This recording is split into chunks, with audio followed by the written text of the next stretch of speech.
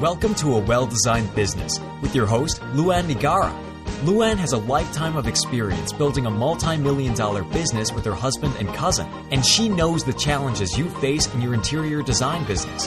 Luann brings you real-life answers to your most pressing problems, as well as practical strategies to explode your interior design business. So, let's get to the business of interior design.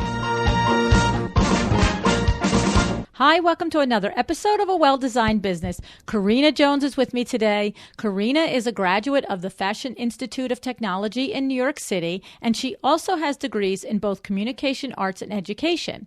Today, we talk about how Karina comes to interior design as a second career. She founded her full-service interior design firm, Karina Jones Designs, in Charlotte, North Carolina, just over 2 years ago, and since opening, she has not missed a beat. Today, Karina and I also talk about how she leverages her critical skills in communication, writing, and teaching to inform her design practice, and how she shares her interior design trends and tips to the masses on her weekly interior design blog, Superior Interiors by Karina Jones, and also how she is a guest contributor on Mark McDonough's very popular Tastefully Inspired blog. Sit tight for a moment while I tell you a bit about the fabulous Cherish, the place where designers go to buy and sell the very best quality vintage decor, and I'll be right back with Karina. I'd like to thank my sponsor, Cherish, and to let you know about this gem of a resource. Cherish, which can be found at www.charish.com/trade, is the premier online marketplace where design pros just like you can go to source the best vintage decor and furniture.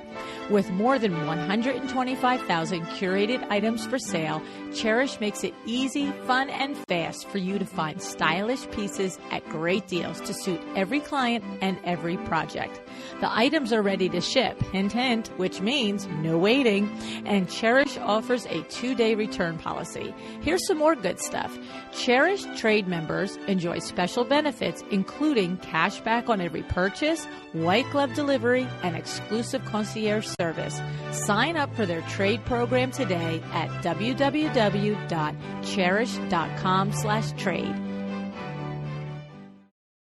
Hi, Karina. Thanks so much for joining me on A Well-Designed Business today. Hi, Luann. Thanks for having me. Yeah, so I am looking forward to this conversation because you are one of the many interior designers out there that have come to interior design as a second career, that you just finally decided it was something you wanted to do.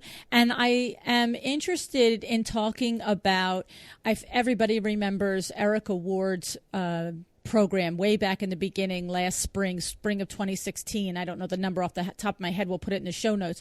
But Erica Ward talked about thinking about what your transferable skills are from other positions you've had, other careers you've had, your life experience outside of just experience related to interior design. And your life experience is that you were an educator and a communications, specialist. And so this is what your background that comes and informs your interior design career, right? We talked about that. Would you explain a little bit about that to us? Yeah, absolutely. So anytime you've had a career in the past, it's going to impact the way you run your business or the way that you deal with clients. And so one of the things that has really come over from being a teacher is really just educating my clients. I'm really adamant about not only telling them what kind of my recommendations or advice are, but explaining why, educating them, giving them some of the stuff that I learned, right, in design school, or some of the things that I've learned through the process of working with clients, because I think it's important to understand where I'm coming from in order to be able to accept it. A lot of times we're going to have differing views on what to do with a space. And so educating the client just kind of helps them understand where you're coming from as a professional. Yes, and the thing is, I think that at first glance, most interior designers would say, well, hello, that's not a news flash, Luann, you know what I mean? But yeah. I think there's a difference because a lot of times we all know what we know and we forget that the person across from us doesn't know it. But you being an educator first, I think you probably have a more in-depth way of approaching it, at least from the conversations that you and I have had. I believe that to be true. And I think that it's worth this 10 minutes worth of discussion about it because, like you said, your joy is in teaching. And so the more you teach and educate the client on the process. And so just talk a little bit think about Karina, think about the designer who says, well, of course I, teach my client. Of course, I educate and explain to them why I like something. But are there things that that you do that just really come from being a teacher, that you take an extra step? You must have relationships and so forth with colleagues. Think about it and explain it to us a little bit, if you wouldn't mind. Well, one of the things that's pretty exciting is that sometimes I can walk away from a project and I'll get that email or I'll get that phone call or that text like, look what I did, right, in another space. And it's based on them learning through the process that we've been through. So I really want the client not to just feel like, okay, you know what, Karina came in and took care of my space and I'm never going to be able to kind of do anything without Karina. Like at some point, they kind of, start to understand, why did she select this? Why are the drapes this length as opposed to the length that I typically would have used. And I find that a lot of them end up making better choices in the future. And I'm totally happy about that, right? I want them to make better choices when they start to try to take care of some other rooms. So I find that because I'm very educative, that's the way that I go about anything. When I'm doing consultations, whether I'm doing a consultation or doing a space, I'm educating the client while I'm doing it. This is why we pick flat paint, right? I mean, I'm not just saying flat paint is the kind of paint that doesn't show imperfections. I'm saying here are the benefits of using flat paint.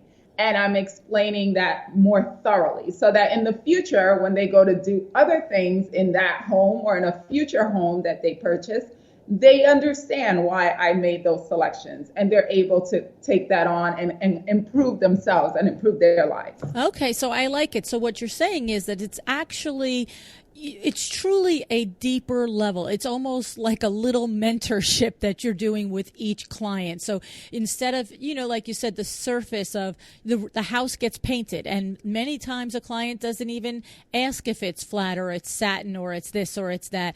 And even the ones that might ask, it's not uncommon for a designer for us to just look back at them and say, oh, no, it's going to be this sort of paint and stop there. And it doesn't require any. It actually probably almost never requires more than that level discussion. But you're describing that you really do teach them so that they can duplicate without you the next time, which is an interesting thing, Karina. I'm sure a lot of people are like, what? But you're finding, what are you finding? You're finding what you give out comes back? Like, tell us about, because you just said that, the next room, they could possibly get 3/4 of it done without your assistance or the whole thing. Are you talking because these are rooms they would never hire a designer probably for anyway, or you just are happy to share the information, and if that's the way the chips fall, that's the way the chips fall? Well, I think it's a little of both. Okay. I think it's partly because just my background and partly because I have clients that come back and say, hey, I have another room I want you to work on. And I think that happens organically. They're going to do it because they remember what happened before, how they felt when they saw their previous space, and they come back for more. But in the sense of, if it's like a little bathroom or something, where it's like, they can kind of handle it. I mean, you've given them the tools to do it. Exactly. Yes. They have the tools to do it. And I think it adds to my credibility with them, the trust that they feel in me.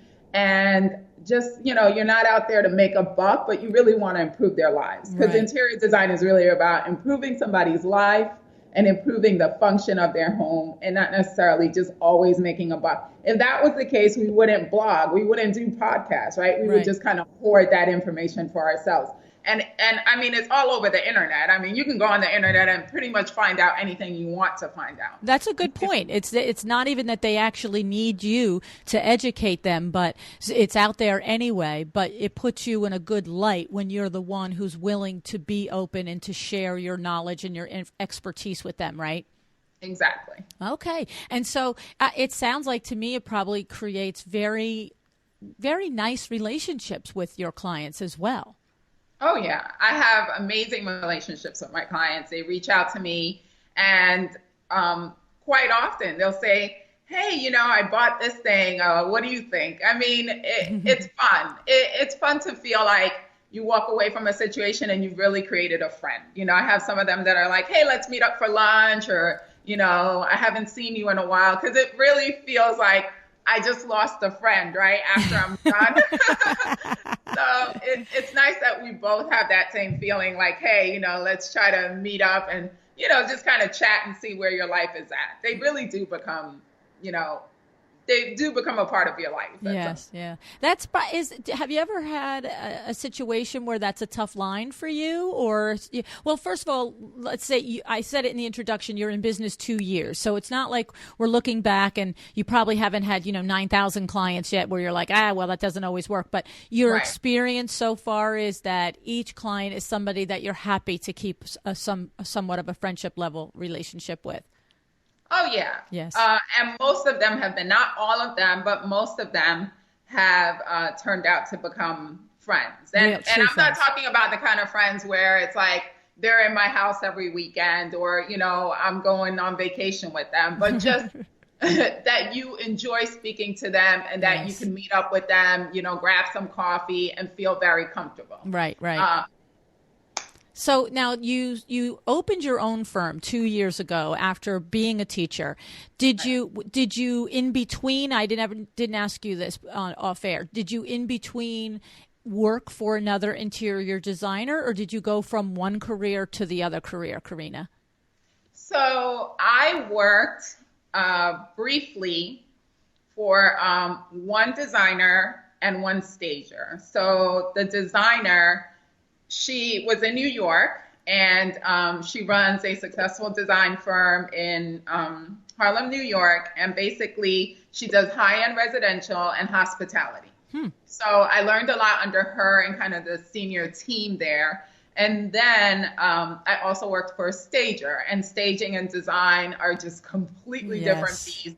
So it was interesting to work with someone who had that different type of expertise. So those were kind of my training camps, and I just kind of bit the bullet and, opened my firm, and it's been great. And I've made wonderful relationships, which I'm sure you and I will touch on later on in this podcast. And I mean, it's been great. It hasn't been easy, but it's been rewarding. It's been the most amazing career I've ever had. Oh, that's nice. That's very nice. And your experience working for the designer that it sounded like has a bigger team, when you said the senior design team and so forth, were there things in that experience, Karina, that you, when you went to open your own firm, said, okay, these 2 or 3 things I'm really going to duplicate, and these 2 or 3 things, like, oh my goodness, I got to do it better. Like, what were the lessons that you learned at that first position?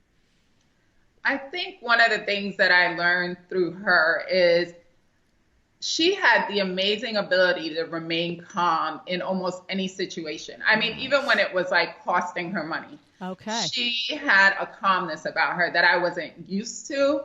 And I kind of felt like, wow, I'd love to have that perspective with my employees, right? Or my clients, because she could really just rise over a situation and not let it get the best of her. And so that was one thing that made it enjoyable to work with her. And so she had people that were there for years and years and years and didn't want to leave and open their own firms, right? They just loved to be happy to her. Be there. Yes. The other thing that I learned through her is everybody did what they were good at. Like, we had some people that were awesome at AutoCAD, right? They could just, those construction documents, they were like perfect at it.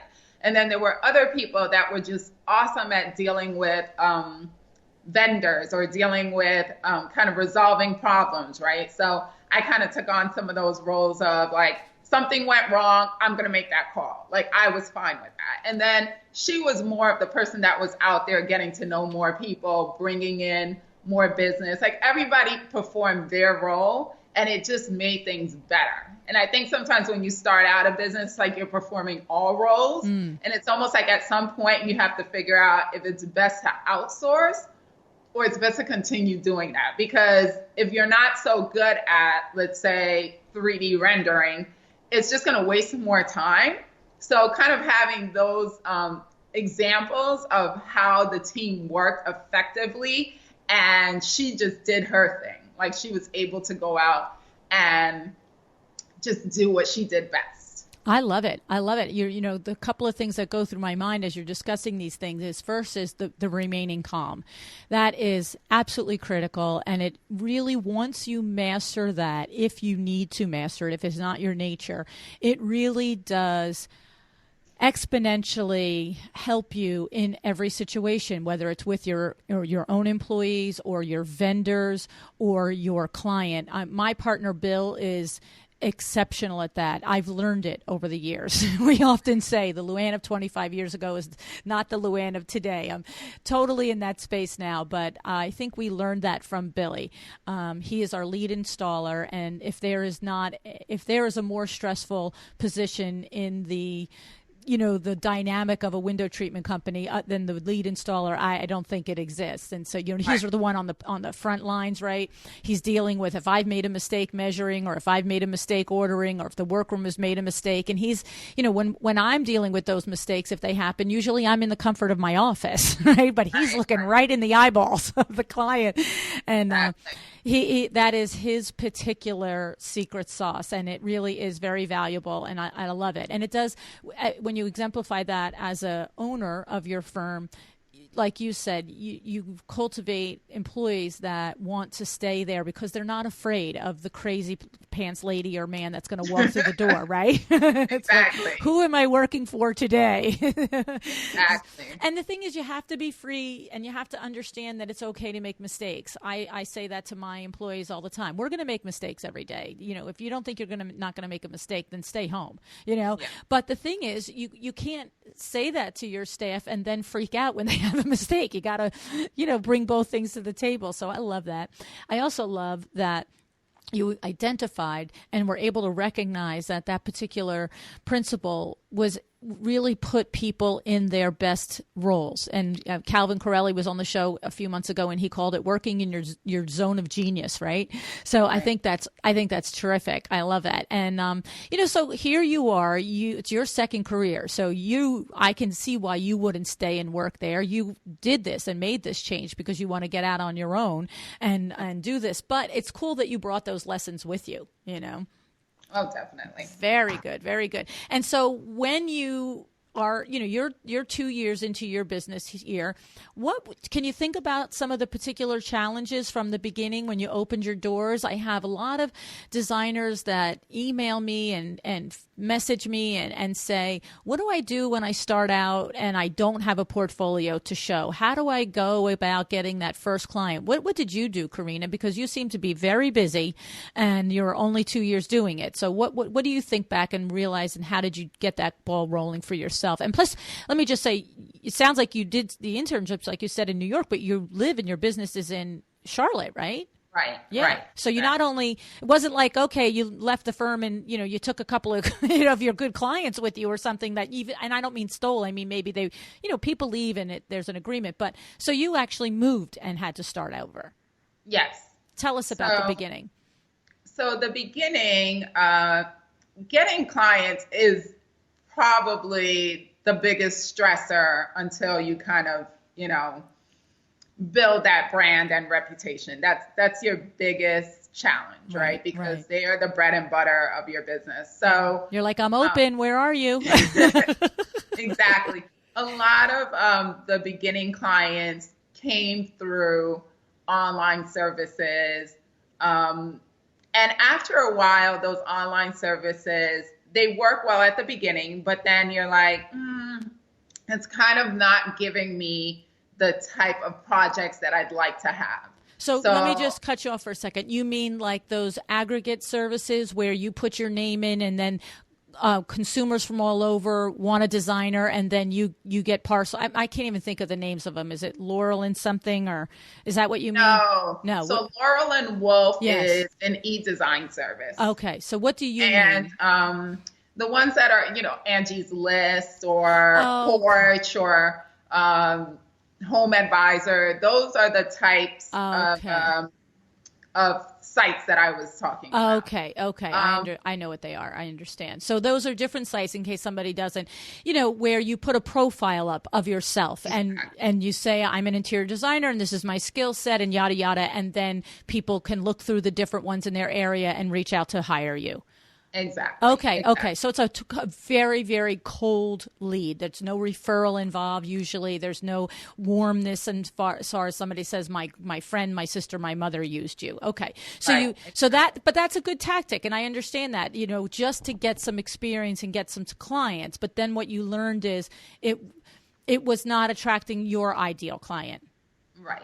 Okay. It attracted, good projects to start off with, but trying to get projects that you feel are in your creative zone, right? You want to, after a while as a designer, you kind of become picky about your portfolio, and you want to have something that kind of speaks to the way you design and not necessarily just, of course, the client is always the number one driver of the design. Yes, right? Yes, exactly. Mm-hmm. Exactly. Thank you. Yes, no, I knew where you were going with it, but it's a different level of work. It probably is. You want to up level it a little. It sounds like from that. Yes, but would you look? It sounds like though that for a young designer starting out, it's not a bad way to just put a couple of because I often am asked by designers, find out what we're supposed to do if we don't have a portfolio. You know what I mean? So at least it's just a little bit, even if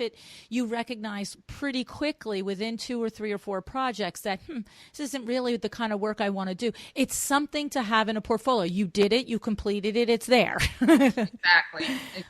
Okay. Yeah, it is a start. And then is it a combination of things, Karina? Is it not only a combination of, okay, I've actually done some work on my own, and so now you just have a little bit of confidence maybe, and you also have the portfolio? Oh, definitely. Because those first couple of projects teach you how to manage budgets. Okay. It teaches you how to manage clients, how to manage vendors.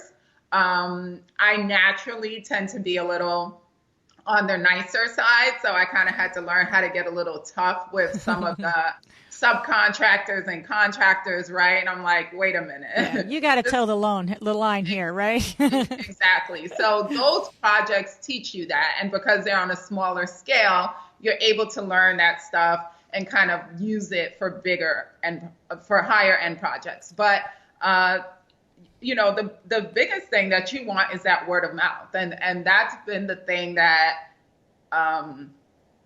is so enjoyable when you finally get those people that are like, hey, I heard about you from so-and-so, right? Where the ball starts rolling, right? Exactly. Yes. And that's when you start feeling like, okay, we're getting somewhere now. So. Okay. So, and tell me a little bit about project management in the beginning. So, I mean, I can understand, I guess what it is I think it's good to talk about that, you are a grown woman that comes from another career, sounds like a good training ground at a pretty, well-established, busy firm, and you still expressed in there that you're learning the project management. So tell us a little bit about that process and the things that you can look back and say, I had to pivot there, I had to change that, I had to learn that. Mm-hmm. So when you're doing project management, you're not only dealing with the client, you're also dealing with vendors, you're dealing with subcontractors. So there's a lot of people to manage and a lot of follow-up to do. And when things kind of fall through the cracks, right, where, the vendor didn't get something out on time, or the fabric came in incorrectly, or the wallpaper was from a different batch. All of those things are things that you need to follow up on, right? And when you don't necessarily have a team like we did when I was at the interior design firm in New York, you're responsible for all of that. You need a system for that, right? Right. And some of the things that I learned is that some clients really didn't want to be informed of everything. And then there were other clients that wanted to know everything. So I had to figure out a happy medium at some point where it was like, I'm going to give you enough communication so that you feel like you're a part of the process. But at the same time, I don't want you to worry about all these things. These are things that I'm coping with, and that the whole point of you hiring me is so that you don't have to deal with them. So trying to get to that happy medium took a little bit of time, and getting the people that I trust, right? Like I have people that I'm like, this is my guy. This is who I want to use. I mean, and you have clients that want to use their people, but then they're harder to manage, right? Because I don't know them. I don't have a relationship with them. So I try to kind of have my team work projects with me so that it just makes it easier, because they know my expectations, they know my standards, and we just don't have to battle too much throughout the process. So Right. It's a learning curve. Yes. It's a learning curve. And don't you find, I find that any business owner, not just interior designers, they recognize pretty much usually when something falls through the cracks, and it's a big deal. So sometimes something falls through the cracks. Maybe a fabric is sitting at a workroom and it's flawed and you didn't know it, and your window treatment person didn't let you know it, but you didn't check on it and they didn't check on it, and now it's weeks later. I mean, I'm not expressing anything that's ever happened in real life or anything. But the point is that, that happens to you if you're smart one time. Right? And then you're like, okay, we don't let this happen again. But I find that the business owners that struggle is that the same thing happens to them over and over again, and they keep getting surprised that it happened, but they don't make adjustments. And they don't develop a system to avoid it, right? Right. Yes. No, you're right. If it happens to you once, you're already thinking, you know what? I'm just not even going to trust that this is something that somebody else is going to think about before I do. So let me just put it out there. Right. And it was one of the things I had to learn with paint. It was like, let me put it out there. I'm very difficult. So that there are no issues later on, like, oh my gosh, why are you complaining? I am difficult. Right. I am hard on paint. So if you're not perfect, then maybe this is not the job for you. So, I have a standard and you need to meet it. And if you're not interested, move on, right? Yeah. Because later on, it just creates problems. Yeah. So I think that's a huge thing to say to not only people new in their interior design business, but to designers who maybe, I don't care if you're doing it 10 years. If you're still struggling and you're still saying, how come this project doesn't move smoothly? And how come, Kimberly Seldon said it. She said her business coach taught her that every single thing that goes wrong is her fault. And she described it, and you have to go back and listen to her very first interview on the podcast, because she really described it. And she said, what are you talking about? If the window treatment person doesn't this, that, or the other thing, how's that my fault? And the coach explained to her, basically exactly what we're talking about. If you're not giving clear instructions to each of your vendors, if you're not communicating with your client, if you're not this, when something falls apart, you can look and see how you should have been, and were the one who could have done something better or different. And I find that the businesses that struggle are the ones that don't grasp this point, that they just repeat the mistakes and push the responsibility off to somebody else, as opposed to just standing and recognizing, you know what, if I had a system in place for checking this or that or the other thing, that wouldn't have gotten that far out of hand. Right? You're right. Okay, so that was a good thing that you learned in the beginning. I like that. And then now, I don't know how large your firm is, Karina. Do you have assistants and do you have people, or do you have parts? What is your situation like now? So, no, my firm is not very big. I am pretty much every and anything. Right. But I do have people that I work with. So subcontractors and general contractors, that these are my go-to people.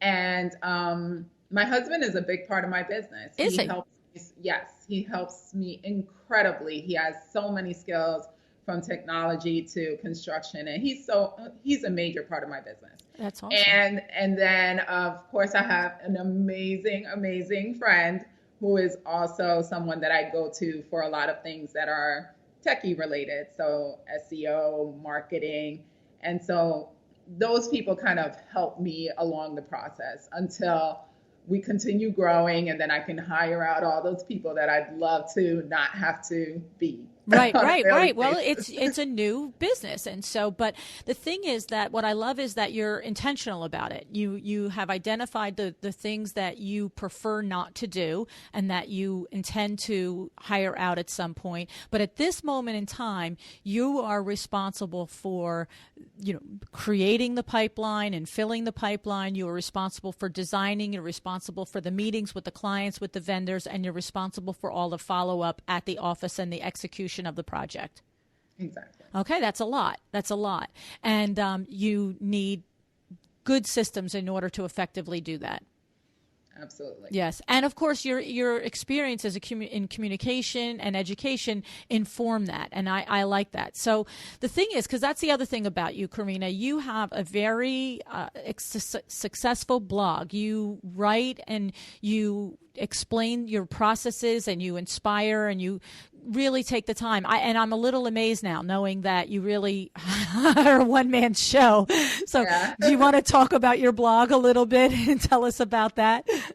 So I write 2 blogs, and the one that I write for my own business is kind of based on some of the interactions that I have with my clients and some of the things that they're having challenges with or that I learned through a project that I worked on with them. So, and right now I'm also making some changes to my blog because I want to be a little bit more practical and kind of give some things that people can kind of work on right away. So some of my more recent ones have been about kind of 5 steps to getting this, or, just giving them more hands-on information, because I think this kind of like, redoing your kitchen. Like, everybody's not in the process of redoing your kitchen, but what are some things you can do to improve it right now? Okay, awesome. So that's kind of like the direction that I'm going with in terms of my blog. I love the it. Other blog. Yeah, the other blog. So the other blog I write once a week for a blog called Tastefully Inspired, based out of California. This is Mark McDonough, you guys. Yes. I should have looked up the show that he was on, but again, I'll put it in the show notes. Mark McDonough was on the show a few months ago, and he is a singular powerhouse, this man, right? Oh, yes. He's amazing. He is pretty much an SEO genius. Exactly. He's awesome at marketing, and he's one of those people that I reach out to a lot when I'm having, some kind of problem or situation in terms of business. And he's just really great to talk to. But so just for the people who don't know, Tastefully Inspired is a blog it's a blog, right? It's just a really huge blog.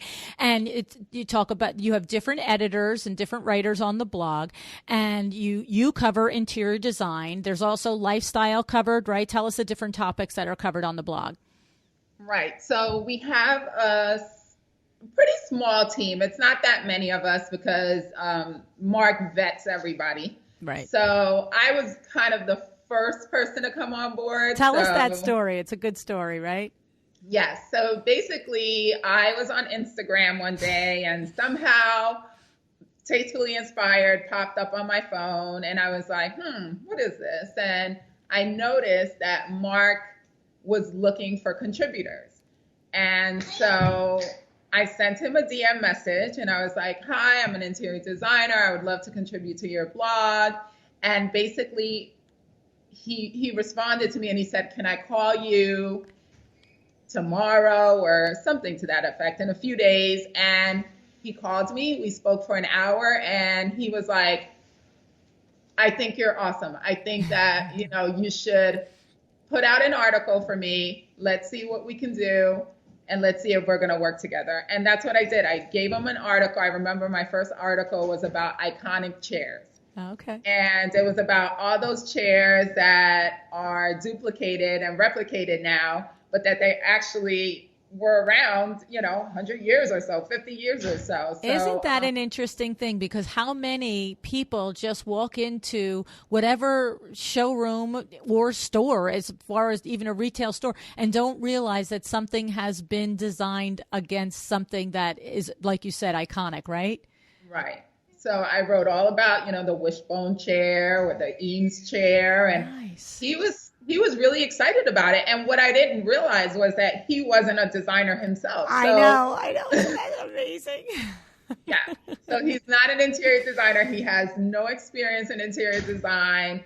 He is not a decorator. He is not a stylist. He is a marketer, but he loves design. And he's worked with tons of designers and really help to improve their brand. So he has the background, but it's not his level of expertise. So the fact that he was excited about it, it created a relationship. Like, I honestly am so happy. I'm so blessed that I met him. He's just been an incredible source or a resource for me, and we work well. We work so well together. He really is a very special man, I have to say. And I looked it up while you were talking. He was on episode 110. And I everything you're saying, I get it, because I also found Mark on Instagram. And the crazy thing is, we talked about it on the episode with Mark. He started that blog, and the Instagram, well, he started the Instagram like in August or September. And by October or November, he had like 30,000 followers. It's like, oh yeah, it's insane. And so I found him on Instagram as well, but I didn't know that. I just knew that he had a big blog and that he had a lot of followers. And I reached out and I was like, you have a pretty successful thing going on there. I'd love to talk to you about it on the show. And he, just like you said, so open, so warm, came right back. He was like, yes, let's have a little chat. We chat. Okay, let's schedule it. Awesome. Then I found out that it was only a 3-month Instagram account. And that's when I also too learned that he is an SEO marketing genius. He is and he is somebody who shares. I've kept a relationship with him too, like since then, because he'll email me randomly. Hey, I just interviewed somebody that was really awesome. You two will hit it off, or this and that and the other thing. And then he also, launched a podcast of his own. Tastefully Inspired is the podcast. And I love it because he shares the SEO tips on there. I'm just like, I check the feed every, morning. Is there a new one? Yeah. So that's pretty amazing, but it is pretty interesting. And it just goes to show you that, you can sort of take that same approach. Here he is. He's got a skill set of marketing and an interest and a desire and, a love of a field that he's not in, but he puts very strategic people in place that are knowledgeable about the different parts of this field and this endeavor that he's doing, and lets everybody work to their best advantage, to their zone of genius. So you are an incredible interior designer, you're an amazing communicator and an educator. So what's more perfect for a blog writer than those three attributes, right? And he doesn't sit there and say, no, I'll write everything, I'll do this. Oh, he does what he does. And it's just like what you described in an interior design firm. Once you're at the point where you are lucky enough to be able to expand your firm and hire, put everybody in their best place, in the thing that they do best, right? Right. Yeah, I think it's terrific. And so you've been on his podcast too, right? I listened to that episode. Yes, I have been. I know you asked me a question about kind of some of the other parts of the blog. So we do have a lifestyle section. Right. And we write about recipes and so we just kind of we want to kind of deal with travel, hospitality. Mark loves hospitality, so he usually writes about hospitality. If there is hospitality, that's Mark's thing. Yes. And I usually write about trends. I usually write about sometimes we kind of play on TV shows. He's big on that. So I did a post about Dynasty, and I'm like, I know I'm aging myself. I mean, wait, did you put on extra eyeshadow when you were writing the post? No, but I did that blog, and someone actually reached out to him, someone pretty high up in the ranks, and said, I love that blog. And, now we're getting an opportunity to meet that person at High Point. So Nice. We're really excited because, some things that, you're at home and you're not realizing that this is really going to make an impact in somebody's life. Yeah. And, well, and you know what? You're very fortunate. The combination is fortunate because you're a talented writer, communicator, and he's extremely talented in getting that message out. Like he always says, he says on his podcast, he says on his stories on Instagram, Google what I just said. I guarantee you I'm in the first, the top three things. And I just I do it all the time. I'm like, how does he do this? Yeah, he is like obsessed with being on page 1 or page 2 of Google. Like that's his thing. He loves it. And he gets excited about it, and he'll call us like, did you see you're on page 1? And you're like, okay. Well, I'm busy. I'm knee deep into a project now doing floor plans. I didn't notice, but okay, thanks. Exactly. And he tells us, like he tries to share it with us. Like he'll say, okay, Karina, do such and such and such. And I'm like, Mark, I have no idea what you're talking about. I know. It's thank goodness he does that, because we go in WordPress, we put in our information, and he kind of takes over at that point. We don't do any SEO work on it. Isn't that what a luxury? Oh my goodness. Yeah. I would just love that. Yeah. Well, because the truth is you spend so much time. It's no different than designing a beautiful space that nobody ever sees. You spend so much time writing a beautiful blog post. If nobody sees it, it's sort of like, Exactly. So, and he did a post last week. I haven't read it yet. I've bookmarked it. He just did a post last week on the hospitality, and the title was something to the effect of, if you want to have your own licensed furniture line, here's, you have to read this. So I'm very looking forward to reading that. I think it came out earlier this week, and I was like, ooh, I don't have time right now, but I'm marking that one. Yeah. Right. So yeah, that's terrific. I just think it's amazing. And so are there other things, I think, other things coming up with the whole Tastefully Inspired? Isn't he starting to do video and YouTube or something, or am I jumping the gun? Okay. No, we do have a YouTube channel, which he keeps telling everybody, go ahead and videotape yourself, and it's like, okay, Mark. And so I'm actually probably going to be doing a video later today. So Are you? We'll see. But yeah, Mark he's the kind of person that he is ahead of the curve.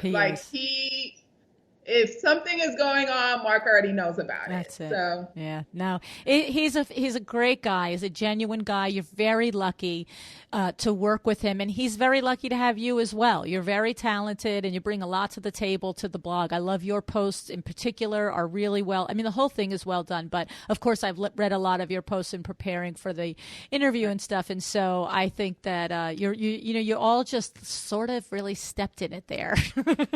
Yeah, and he's helped me because I'm a very, very technical writer. I always have been. And he's like, loosen up, make some jokes. Like, come on, And I mean, it's funny because I find his posts very witty. Yes. And sometimes I have to go in and say, hey, Mark, we have to correct this because in terms of interior design, it's not exactly accurate.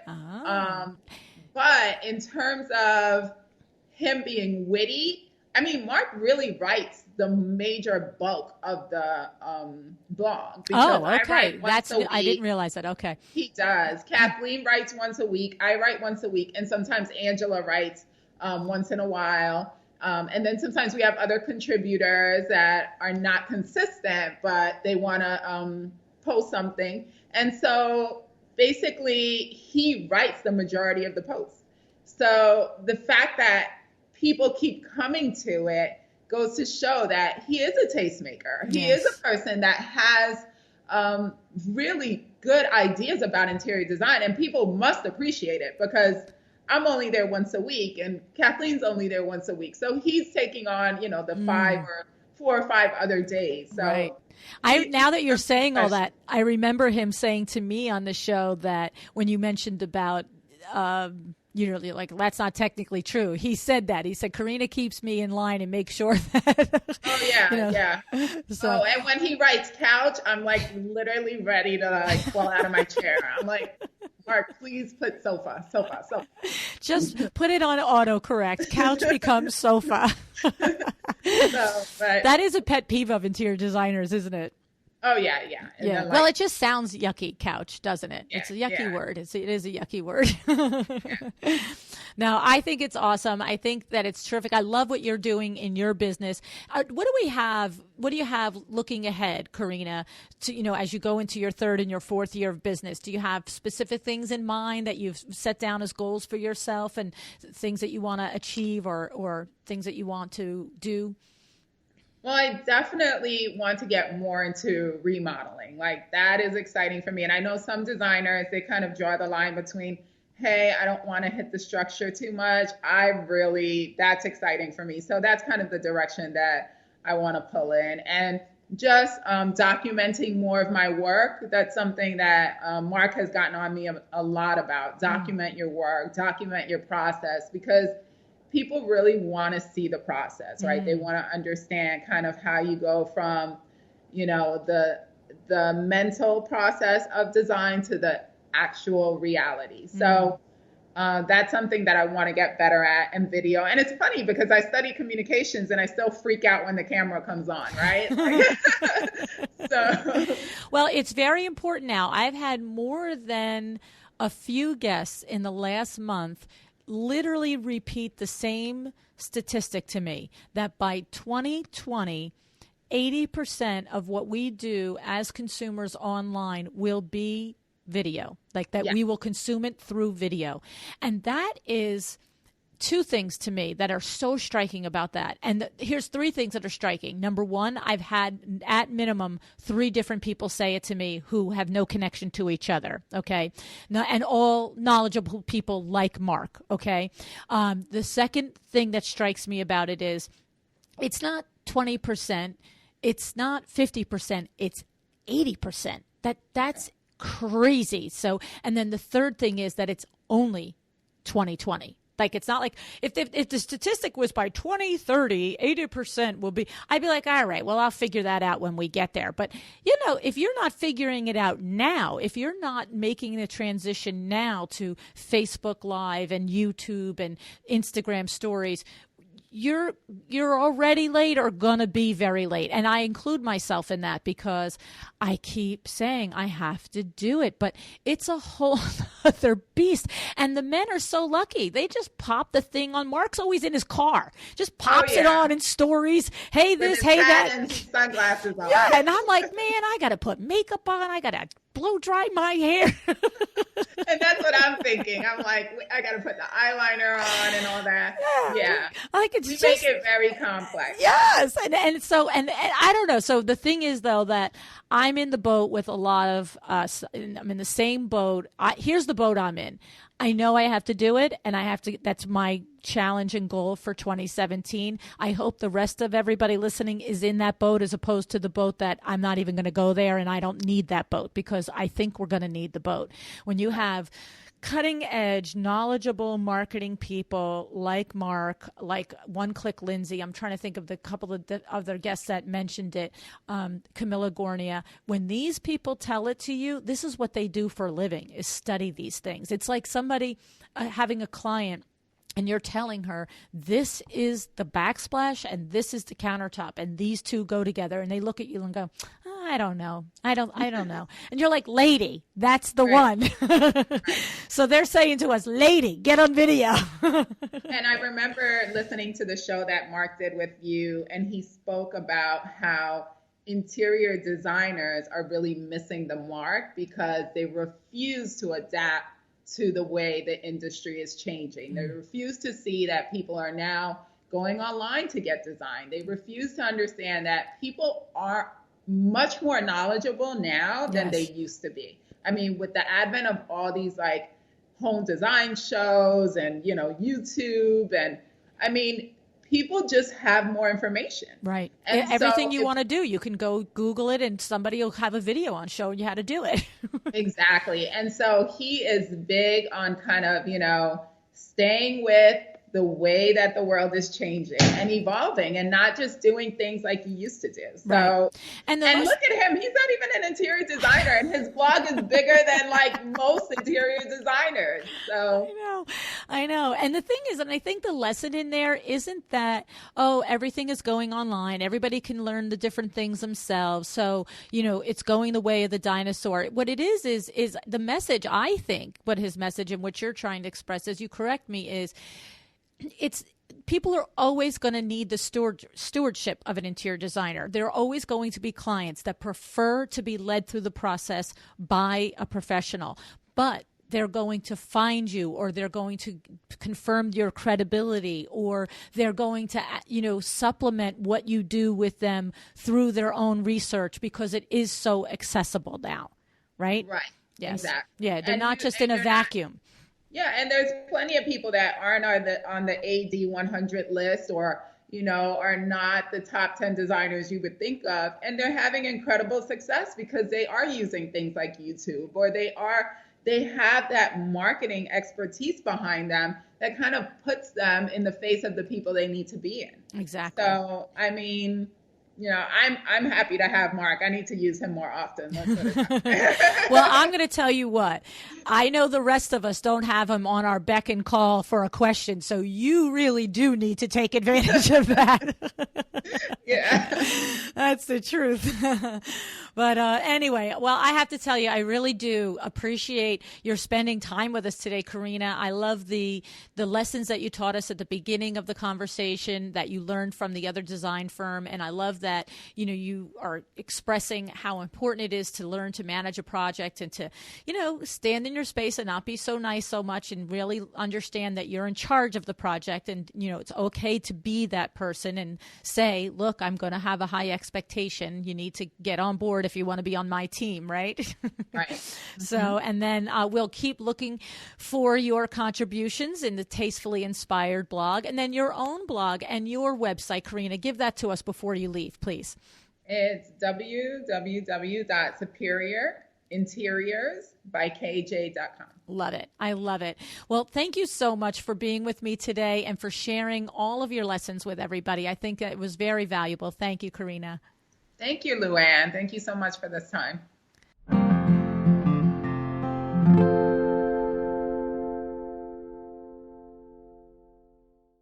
With Karina's background in education and communication, it's very easy to see why and how Karina has become so successful so quickly. In addition to her background, she also took seriously the lessons she learned at her first two positions in New York City, and she understands the importance of executing a well-run project with the details well in hand. Karina values the vendors she works with, and it sounds like to me she places great emphasis on being clear in her communication to them about what she wants and what she expects. And I can tell you from the vendor's perspective, this is golden. Know what you want, and what is more important and as important is know how to express it to us. Karina shared some other great tidbits of advice about getting a new firm off the ground. So head on over to www.windowworks-nj.com/Karina. That's Karina with a Karina for your free PDF of the things I learned from Karina Jones. So a few things you need to do to enhance your learning from this particular episode. My advice, my suggestion. I would go back to episode 112, the very first episode that Kimberly Selden was on the show. Karina and I touched on how taking responsibility and running your projects in your business is important to do, but Kimberly and I discussed it in great detail, so it's an awesome piggyback episode to this one. Another great episode to go back to to help you with this one is episode number 110 for my conversation with Mark McDonough. Today, Karina and I talked on and on about Mark's genius as a marketer, but on that show, Mark actually shared some of his tips on how he got over 33,000 followers in just 3 months on Instagram. You want to hear that if you haven't heard it already. Be sure to check out both all of Karina's work on her personal website website, but on her own personal blog at www.superinteriorsbykj.com, as well as her contribution to the Tastefully Inspired blog at tastefullyinspired.com. And finally, head on over to iTunes to subscribe to the Tastefully Inspired podcast by Mark McDonough. Mark shares more of his marketing tips there, as well as industry interviews. While you're there, maybe leave him a rate and a review. Show him a little love. And remember, you can easily join our email list to get the newsletter each week with all the show info by going to our website at www.windowworks-nj.com/podcast, or you can simply text the word Design Biz, DESIGN Biz, to BIZ to 444-999 right from your phone. So just go to your phone, put in 444-999, and then text the word Design Biz. It'll bring you right to our email sign up.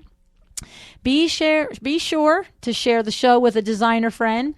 And while you're on iTunes subscribing to Mark's show, leave me a rate and a review too. That'd be awesome. I'd be so grateful and so thankful if you did. Thanks for joining me today. Have an excellent day.